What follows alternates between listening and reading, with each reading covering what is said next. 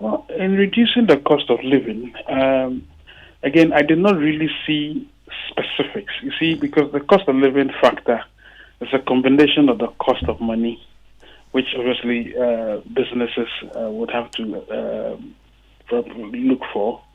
So that's, and then obviously inflation, which are clearly the markets. And of course, if you ask the exchange rates, which are the traditional, should I call them, tripod of determining the cost of living.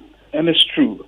What I've been heard is essentially, again, inflation is this. What are we going to do to reduce inflation? I hear so many things, some sort of prioritization of local produce and all of that, exports support and all of that stuff. But these things we've heard of before. I think it's important to link these things to some estimations so that we know how are we going to, if the SME banking is coming in, at what percentage rate would they be getting loans for? And how are these loans going to be structured? Right? Because it's a combination of several things. He talks about social housing, some of the commercial housing. All these things are part of the cost of living for people. How are you going to do the permutation in such a way that even if for day shelters or monthly shelters, at what rate? That's why I'm saying that by now, 7 years is a long time for an economic guru to have mapped out all of these things anyway.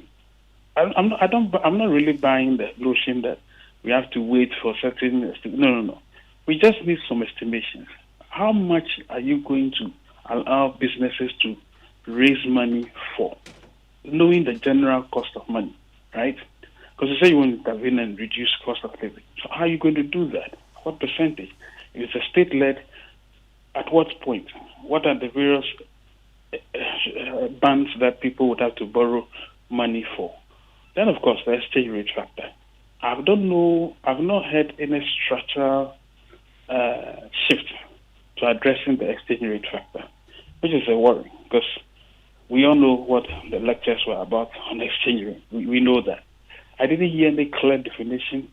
I haven't seen any clear definition even in the manifesto itself. So it's another worrying point. So just saying that we reduce the cost of living doesn't seem to cut it. Because it's important that we know exactly how this seems to be rolled out. And of course, the which one? After inflation, the cost of money, exchange rate. I think I've talked about it. So it's a bit, I don't know. People may have to work. If it is a case that they're going to pay a living wage, are you committing to a living wage, a minimum wage that is probably at par with the exchange rate? Because you can still get money in an economy and will be decimated by these factors, inflation and the cost of foreign money. So I think it's important that we hear clear, measurable, because it's too much. Too many years have gone on, and we now need to hear estimates. So just merely say, "I'll do SME banking." We need to know, especially when we set up. Didn't we do yesterday? You and your colleagues on the show after the Manifesto presentation, you and Raymond and Evans, were going on and on about. Yeah, we all saw what happened to this COVID fund, and we don't know what's the story. How many people have paid back? You see, because that's also a function of the survival rates of businesses and individuals.